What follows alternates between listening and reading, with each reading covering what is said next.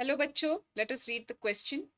Two plane mirrors A and B are aligned parallel to each other as shown in the figure.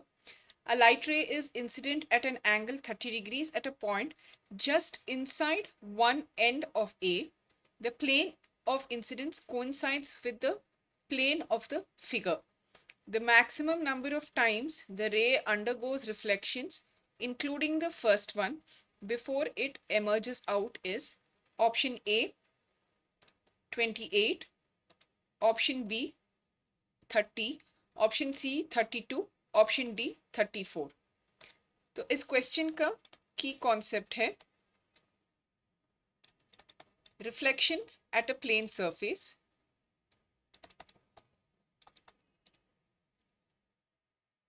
तो अगर एक ray of light एक plane surface पे reflect हो रहा है, सो लेट अस से ये है angle of this is the incident ray, तो we will take the normal and ये है एंगल ऑफ इंसिडेंस एंड ये है रिफ्लेक्टेड लाइट या रिफ्लेक्टेड रे।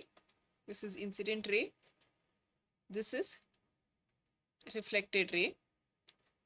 तो ये हुआ एंगल ऑफ रिफ्लेक्शन। तो लॉज ऑफ रिफ्लेक्शन से हम ये जान सकते हैं कि द इंसिडेंट रे रिफ्लेक्टेड नॉन सेम थिंग। और दूसरा हम ये जान सकते हैं कि the angle of incidence will equal angle of reflection. तो इस क्वेश्चन को सॉल्व करने के लिए पहले जो डिटेल्स इस फिगर में और क्वेश्चन में दिए हैं हम उसको नोट करेंगे। तो यहाँ पे given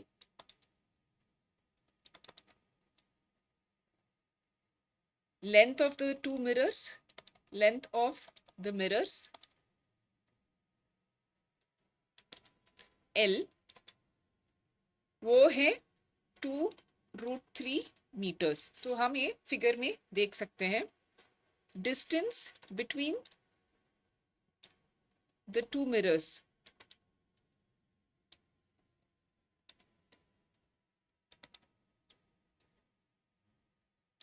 we will call that D। उसका वैल्यू दिए है 0.2 मीटर्स। तो एंगल ऑफ इंसिडेंस है, we will call that theta I। उसका वैल्यू दिए है 30 डिग्रीज।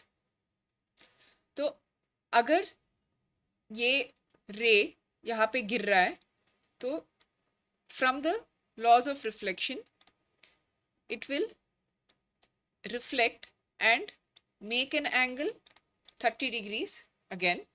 तो ये है reflected light और ये जो distance है it would have reflected at a distance, हम उसको x कहेंगे, from this end, जहाँ पे वो enter हो रहा है उस edge से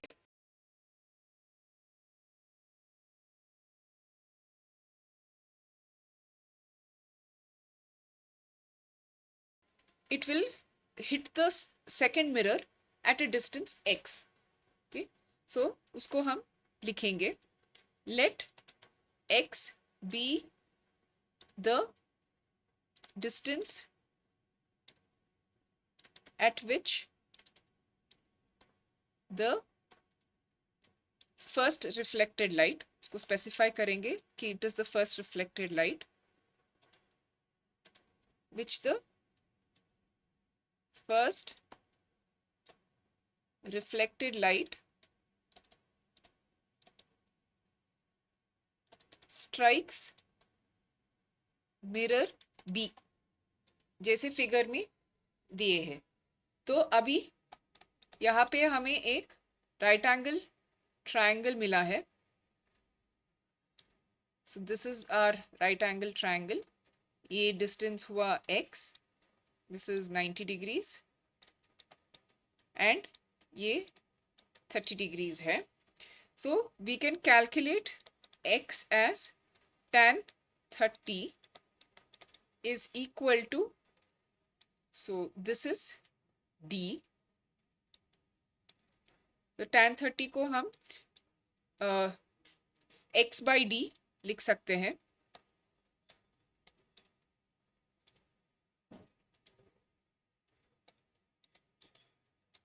So therefore tan 30 is 1 by root 3. So x by 0.2 is equal to 1 by root 3. तो अभी हम x को कैलकुलेट कर सकते हैं and it will come out to be 0.2 divided by root 3 meters.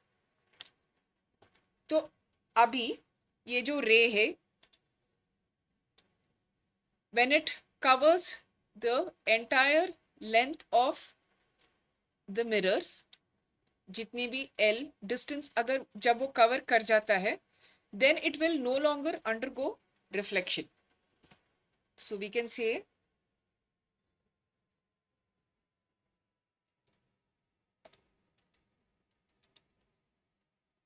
the ray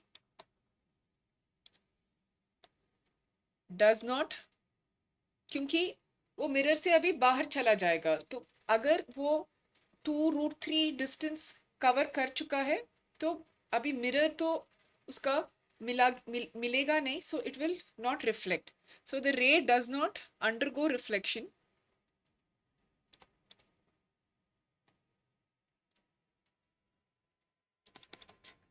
after a distance of 2√3 meters. So therefore the total number of reflections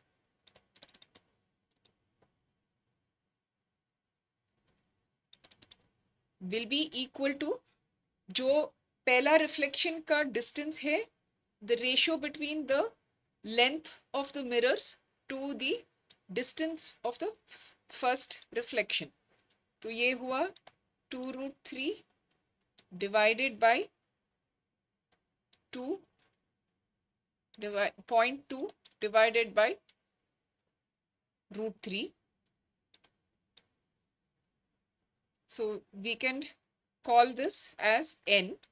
N is equal to 2√3 divided by 2 by 10 into root 3.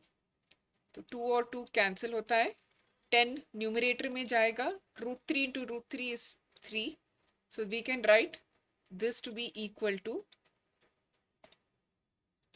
n is equal to 3 into 10.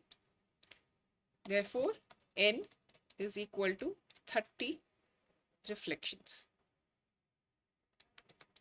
तो अभी हम question पे जाके correct option को mark कर सकते हैं. So the maximum number of times the ray undergoes reflection before it emerges out. The correct answer is 30. The correct option to this question is option B. Hope you have understood it well. Best of luck.